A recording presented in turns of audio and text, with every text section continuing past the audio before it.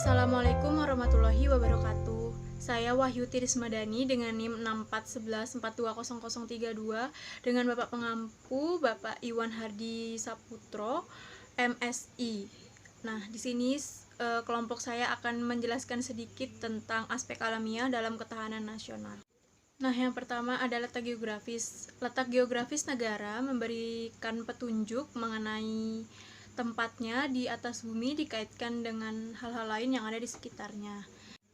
Ada dua jenis negara yang memiliki ciri khusus berkenaan dengan lokasinya, yaitu negara yang dikelilingi daratan dan negara yang dikelilingi lautan.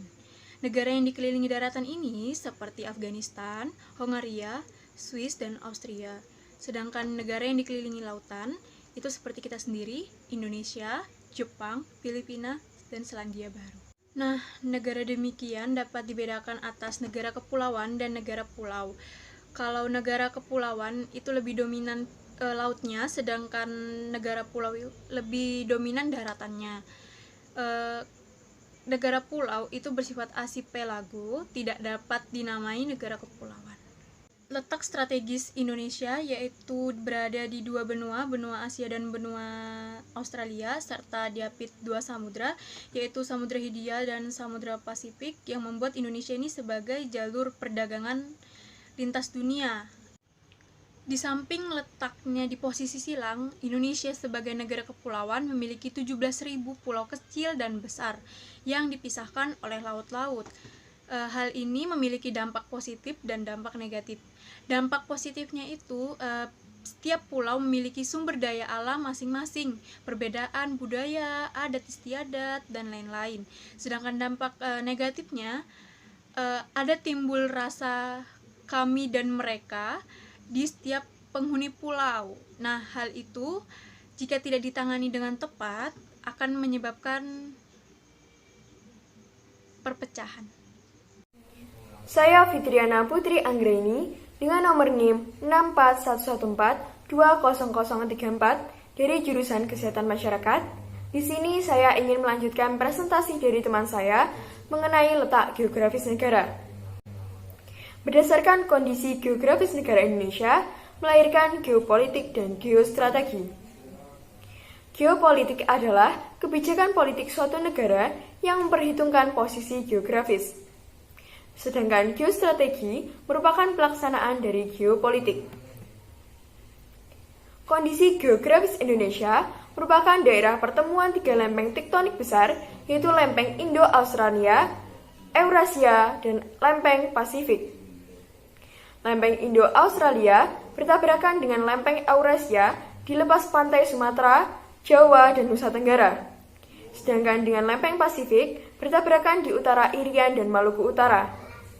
Di sekitar lokasi pertemuan lempeng ini, akumulasi energi tabrakan terkumpul, sampai suatu titik di mana lapisan bumi tidak lagi sanggup menahan tumpukan energi sehingga lepas berupa gempa bumi. Pelepasan energi dari tabrakan tiga lempeng tersebut menimbulkan berbagai dampak, yaitu percepatan gelombang seismik, tsunami, longsor, dan liquefaction. Peristiwa tektonik memiliki manfaat, yaitu terbentuknya banyak cekungan sedimen. Cekungan ini mengakomodasikan sedimen yang selanjutnya menjadi batuan induk maupun batuan reservoir hidrokarbon. Kandungan minyak dan gas alam inilah yang kini banyak dimanfaatkan untuk pertambangan. Sekian dari saya. Wassalamualaikum warahmatullahi wabarakatuh. Baik, perkenalkan nama saya Dinur Kholisah dengan NIM 6411420040. Saya akan melanjutkan presentasi dari rekan saya sebelumnya. Terima kasih. Baik, di sini sudah disajikan gambar peta tektonik dan gunung berapi yang ada di Indonesia. Nah, garis biru sendiri melambangkan batas antar lempeng tektonik dan segitiga merah sendiri melambangkan dari kumpulan gunung berapi. Kemudian disajikan juga gambar kondisi tektonik di Kepulauan Indonesia. Nah, sebagaimana kita tahu, Indonesia secara geologis memiliki posisi yang sangat unik karena berada pada jalur tumbukan lempeng tektonik Hindia Australia di bagian selatan, lempeng Eurasia di bagian utara dan lempeng Pasifik di bagian timur laut. Dan Indonesia berada di dekat batas lempeng tektonik Eurasia dan Indo-Australia. Dan lempeng Indo-Australia ini merupakan lempeng yang menunjam ke bawah lempeng Eurasia. Dan di bagian timur terdapat 3 lempeng yang bertemu sekaligus, yaitu lempeng Filipina, lempeng Pasifik, dan lempeng Indo-Australia. Dan dulu sejarahnya, daratan Hindia dan Australia ini disatukan dalam satu benua Gondwana. Dan pada awal era Mesozoikum, keduanya terpisah akibat retakan. Dan kemudian retakan itu menyebabkan keduanya berpisah satu sama lain. Kemudian, produk dari aktivitas ini menghasilkan kerak samudra yang berumur lebih muda dari kerak India dan Australia. Dan di mana hal ini mengakibatkan terjadinya segmentasi pada lempeng Indo-Australia. Kemudian, subduksi dari 2 lempeng menyebabkan terbentuknya deretan gunung berapi dan parit samudra. Dan deretan gunung berapi yang tak lain adalah Bukit Barisan di Pulau Sumatera dan deretan gunung berapi di Pulau Jawa, Bali, dan Lombok. Serta parit samudra yang tak lain adalah parit Jawa atau sering kita sebut sebagai parit Sunda. Dan hal ini mengakibatkan Indonesia memiliki tatanan tektonik yang kompleks dari arah zona tumbukan. Dan Indonesia memiliki 3 arah zona tumbukan, yaitu 4 Rs. Merupakan daerah yang berbatasan langsung dengan zona tumbukan. Yang kedua adalah Volcanic Arcs. Volcanic Arcs merupakan jalur pegunungan aktif di Indonesia yang memiliki topografi yang khas dengan sumber daya alam yang khas juga. Kemudian yang ketiga ada Back Arcs. Back Arcs merupakan bagian paling belakang dari rangkaian busur tektonik yang hampir stabil dan memiliki topografi yang hampir seragam juga. Biasanya digunakan untuk tempat sedimentasi. Kemudian lempeng tektonik akan bergerak, dan pergerakan ini akan cukup keras sehingga menimbulkan gesekan. Dan gesekan ini nantinya akan menjadi gempa dan tsunami serta meningkatnya magma di permukaan laut. Jadi tak heran jika ada tsunami dan gempa, aktivitas gunung berapi juga turut meningkat. Mungkin cukup sekian presentasi dari saya, akan dilanjut oleh rekan saya selanjutnya. Mohon maaf apabila banyak kesalahan di sana sini. Wassalamualaikum warahmatullahi wabarakatuh. Assalamualaikum warahmatullahi wabarakatuh. Perkenalkan, nama saya Siva Wulan Adhani, NIM 7101419012. Di sini saya akan menjelaskan materi lanjutan dari kelompok saya, yaitu kekayaan alam Indonesia. Indonesia merupakan negara yang secara geologis memiliki posisi yang sangat unik karena berada pusat tumbukan lempeng tektonik Hindia Australia di bagian selatan, lempeng Eurasia di bagian utara, dan lempeng Pasifika di bagian timur laut. Menurut Hamilton 1979, kerumitan dari tatanan geografis dan geologis wilayah laut Nusantara disebabkan oleh adanya interaksi lempeng-lempeng kerak bumi Eurasia, Utara, Hindia, Australia Selatan, dan Pasifika Timur. Selanjutnya berperan dalam membentuk tatanan tepian pulau-pulau Nusantara tipe konvergen aktif. Lempeng Indonesia Australia bertabrakan dengan lempeng Eurasia di lepas pantai Sumatera, Jawa, dan Nusa Tenggara. Sedangkan dengan Pasifika di utara Irian dan Maluku Utara, hal ini mengakibatkan Indonesia mempunyai tatanan tektonik yang kompleks dari arah zona tumbukan, yaitu 4 Arcs dan Volcanic Arch. Lempeng Indonesia Australia bertumbukan dengan lempeng Eurasia di lepas pantai Sumatera, Jawa, dan Nusa Tenggara. Lempeng Pasifik bertumbukan dengan lempeng Eurasia di utara Papua dan Maluku Utara. Tumbukan lempeng mengakibatkan pegunungan-pegunungan termasuk gunung berapi dan gempa bumi, bahkan tsunami. Tumbukan lempeng membentuk rangkaian pegunungan termasuk gunung berapi di sepanjang Pulau Sumatera, Jawa, dan Nusa Tenggara. 4 Arch merupakan daerah yang berbatasan langsung dengan zona tumbukan atau sering disebut sebagai zona aktif akibat patahan yang biasa terdapat di darat maupun laut. Pada daerah ini, material batuan penyusun utama lingkungan ini juga sangat spesifik, serta mengandung potensi sumber daya dari bahan tambang yang cukup besar. 4 Arch adalah wilayah antara palung samudra dan rangkaian gunung berapi vulkanik yang terkait. Daerah far East ditemukan pada pertemuan yang konvergen, yaitu di mana dua lempeng tektonik bergerak dengan saling mendekati.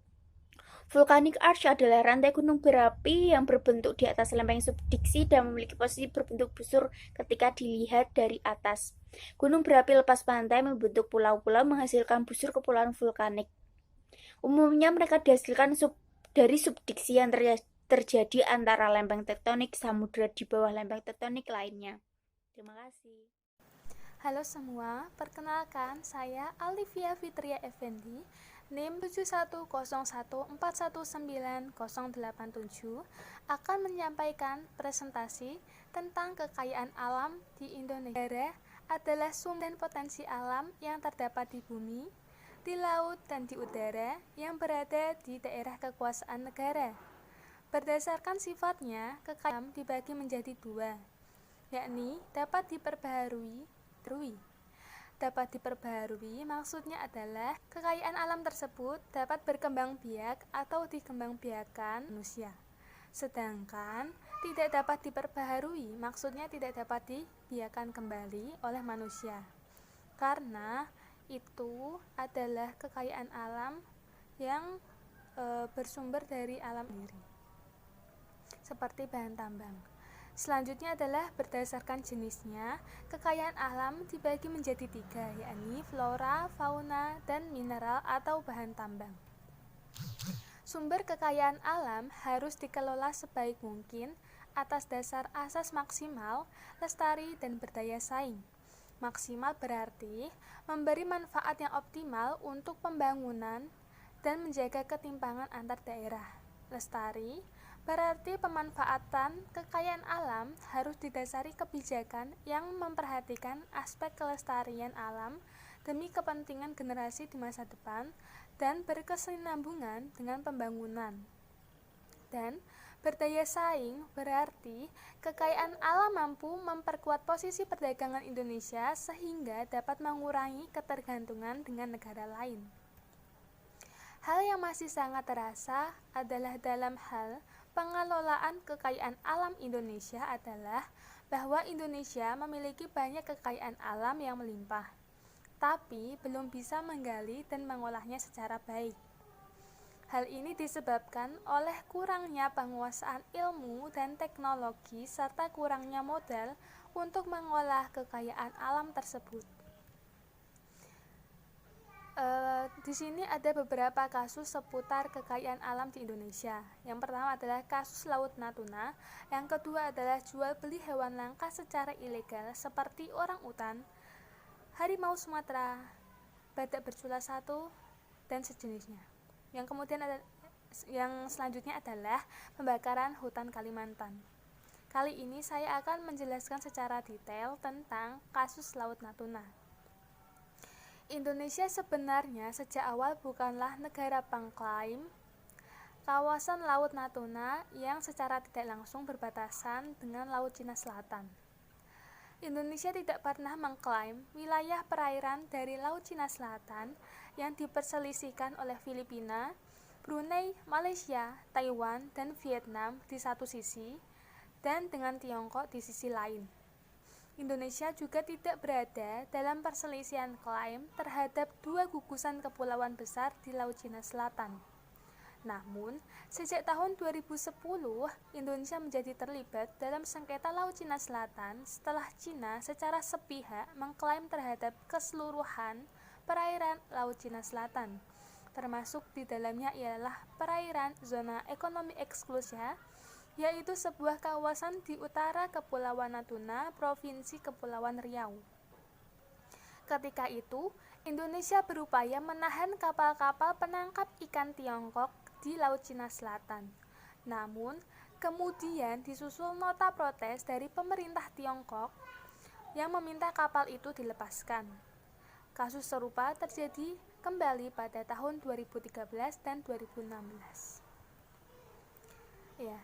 Pada tanggal 17 Juni 2016, sebuah kapal angkatan laut bernama KRI Imam Bonjol menghadapi 7 nelayan dan 2 kapal Coast Guard di zona ekonomi eksklusif Indonesia. Jika di tahun 1990-an, Kementerian Luar Negeri Tiongkok sekedar menyiratkan bahwa perairan di utara Kepulauan Natuna ialah daerah penangkapan ikan bagi Tiongkok dari dulu, tradisional Chinese fishing grounds, maka sejak tahun 2016, pemerintah Tiongkok untuk pertama kalinya menyatakan hal ini secara eksplisit. Pada tanggal 23 Juni 2016, Presiden Jokowi mengadakan rapat kabinet terbatas di sana. Kunjungan Presiden Jokowi ke Natuna dimaksudkan untuk mengirim sinyal ke pemerintah Tiongkok di Beijing bahwa Indonesia akan melindungi hak-hak kedaulatan zona ekonomi eksklusif di Indonesia. Lebih dari itu, Indonesia segera bergerak sigap.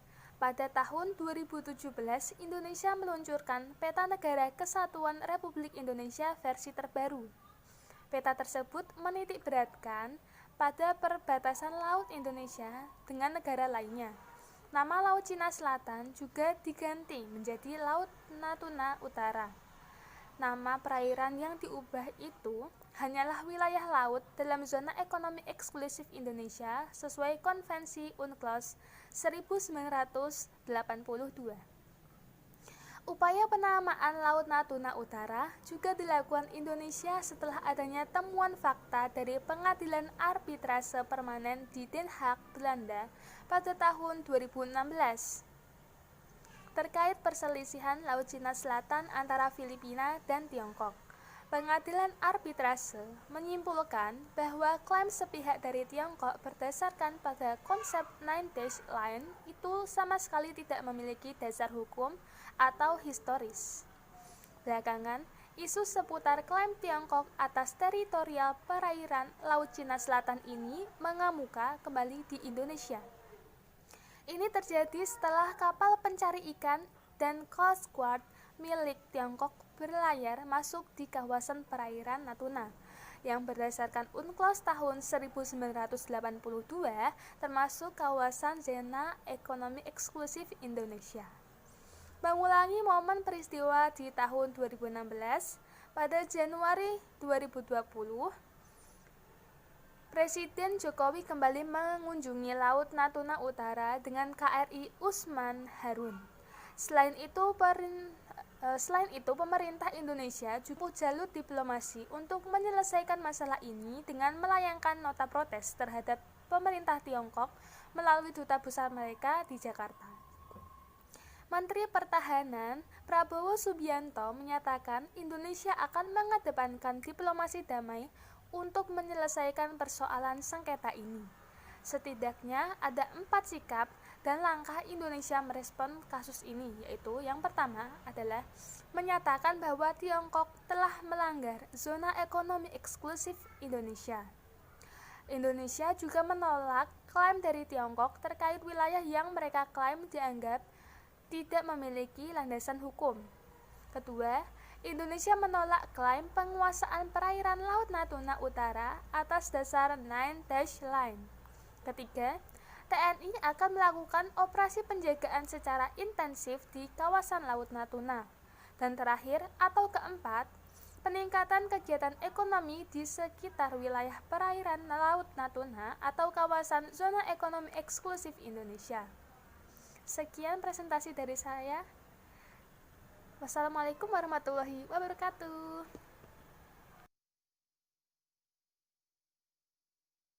Assalamualaikum warahmatullahi wabarakatuh. Perkenalkan, nama saya Wulan Maulida Rofiana dari Prodi Pendidikan Ekonomi NIM 71014191163. Di sini saya akan menjelaskan lanjutan tentang kekayaan alam Indonesia yang sudah dijelaskan sebelumnya oleh rekan saya.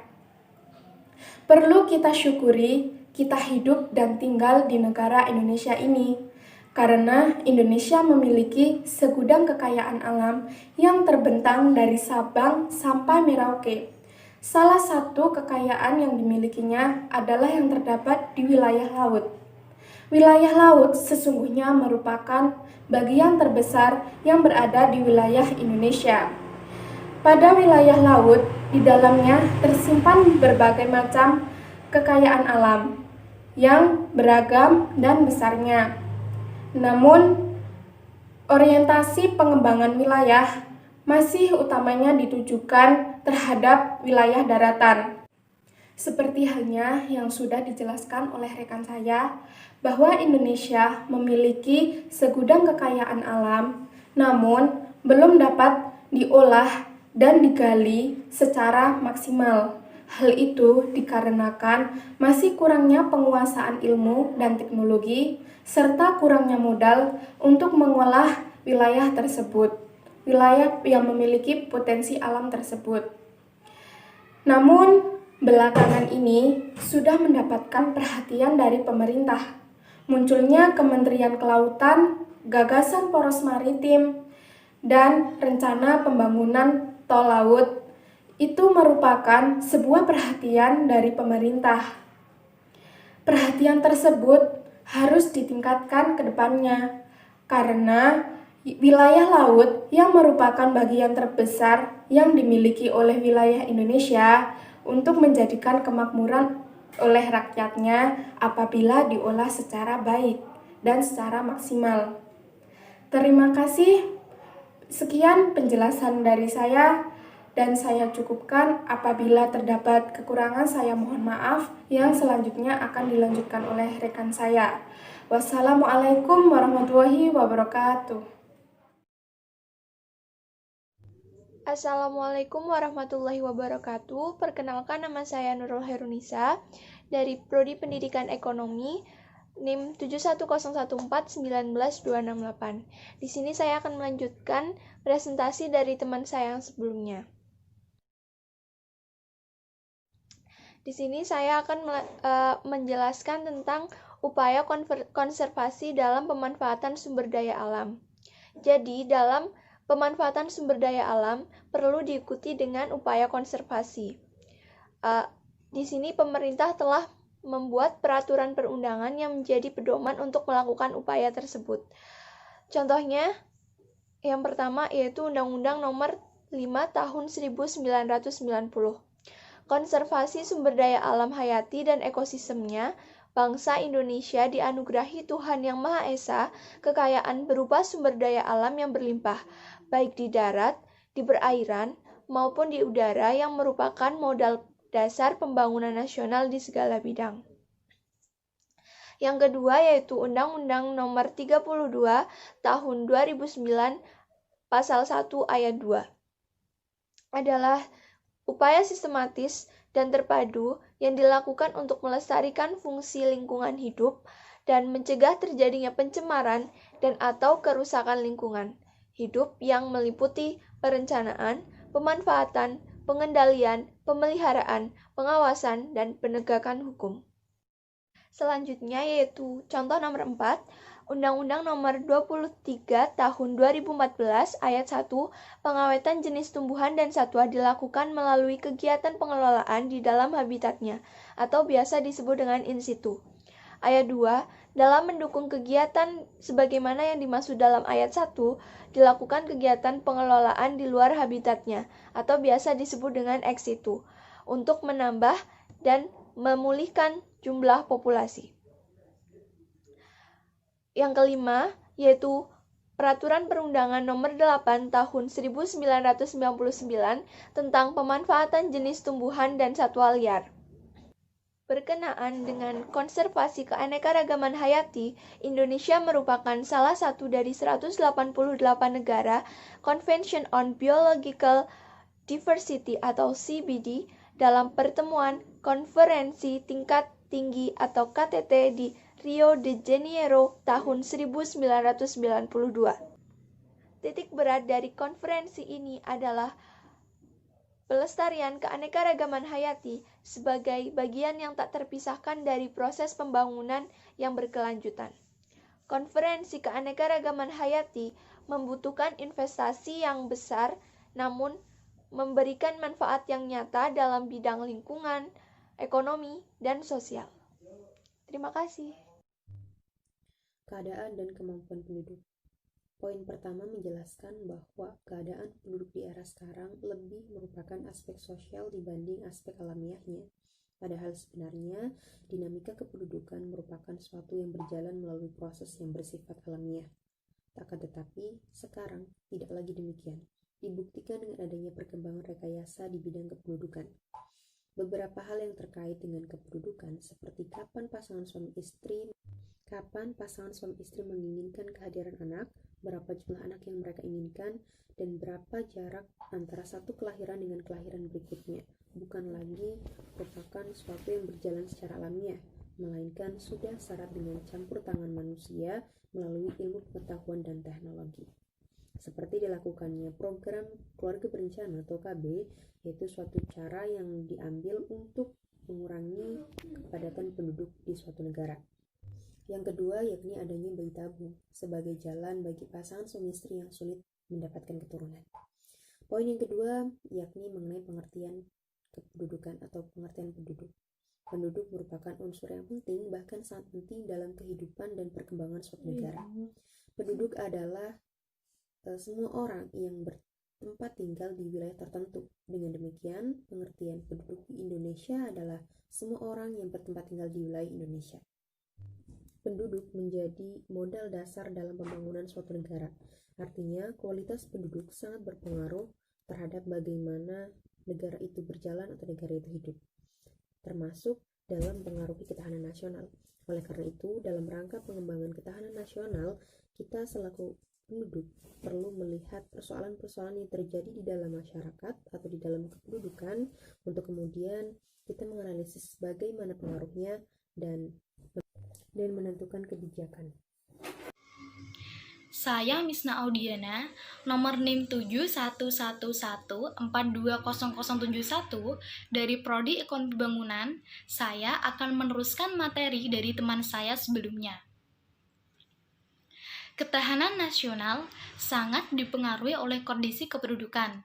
Nah, arti dari ketahanan nasional sendiri merupakan kondisi dinamik dari suatu bangsa yang berisi keuletan dan ketangguhan yang mengandung kemampuan untuk mengembangkan kekuatan nasional.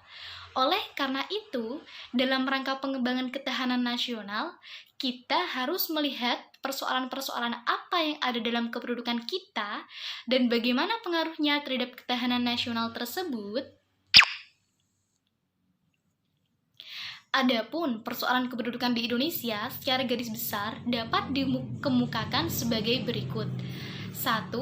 Jumlah penduduk yang besar dengan tingkat pertumbuhan yang relatif tinggi. Tingkat pertumbuhan yang relatif tinggi tersebut dikarenakan karena adanya kelahiran, kematian, dan migrasi. Yang kedua, yaitu persebaran penduduk yang tidak merata, di mana sekitar 60% penduduk Indonesia berada di Pulau Jawa yang luasnya kira-kira hanya 7% dari seluruh wilayah Indonesia. Dan yang ketiga, yaitu terbatasnya lapangan pekerjaan yang tersedia sehingga mengakibatkan tingginya angka pengangguran. Keadaan di negara-negara berkembang, masalah pengangguran yang mereka hadapi dari tahun ke tahun semakin serius, dikarenakan lowongan pekerjaan di Indonesia merupakan hal yang sangat langka, sebab perusahaan apabila membutuhkan karyawan malah diisi oleh tenaga kerja asing, sedangkan tenaga kerja dari Indonesia tidak dipekerjakan, sehingga tenaga kerja dari Indonesia tidak mendapat pekerjaan alias pengangguran. Nah, faktor dari pengangguran tersebut yaitu penduduk yang semakin banyak dan lapangan pekerjaan yang sedikit. Kedua yaitu pendidikan dan keterampilan yang sangat rendah. Karena untuk mendapatkan pekerjaan harus mempunyai pendidikan dan keterampilan yang sangat bagus. Selanjutnya, yaitu kualitas penduduk yang relatif rendah, baik dilihat dari tingkat pendidikannya maupun penguasaan keterampilan. Apabila seseorang mempunyai pendidikan maupun penguasaan keterampilan yang rendah, dia tidak akan mendapatkan pekerjaan alias pengangguran. Karena apa? Karena seseorang yang mendapatkan pekerjaan itu harus mempunyai pendidikan dan keterampilan yang bagus. Dan yang terakhir, yaitu komposisi penduduk yang didominasi oleh penduduk usia muda sehingga membawa konsekuensi penyediaan fasilitas pendidikan dan perluasan lapangan pekerjaan. Di samping itu, dengan komposisi penduduk yang demikian, dapat diperkirakan pada masa mendatang tingkat pertumbuhan penduduk akan semakin tinggi. Nah, gambar di atas merupakan contoh dari penyediaan pendidikan, yaitu sekolah. Nah, persoalan-persoalan tersebut kalau tidak ditangani secara baik akan menimbulkan masalah sosial seperti pengangguran, kekurangan pangan atau gizi, munculnya kawasan pemukiman kumuh, dan lain-lain. Kondisi tersebut pada akhirnya dapat memicu timbulnya sikap dan perilaku menyimpang seperti kekerasan sosial, penjambretan, kejahatan, prostitusi, dan semacamnya yang mengganggu ketahanan nasional. Nah, perilaku menyimpang tersebut sudah terjadi seringkali, lebih-lebih di Indonesia. Sekian dari saya. Saya Nawang Febi Larasati dengan NIM 7111420069 akan memberikan kesimpulan dari penjelasan-penjelasan yang telah disampaikan oleh teman-teman sebelumnya.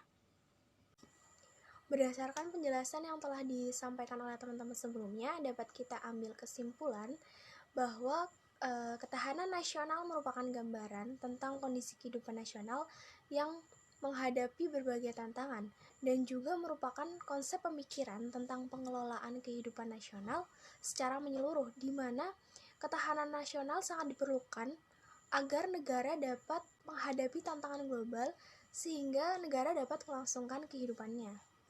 Ketahanan nasional jika ditinjau dari aspek alamiah meliputi letak geografi, kekayaan alam, keadaan, dan kemampuan penduduk, di mana antara satu aspek dengan aspek yang lainnya memiliki keterkaitan yang sangat erat.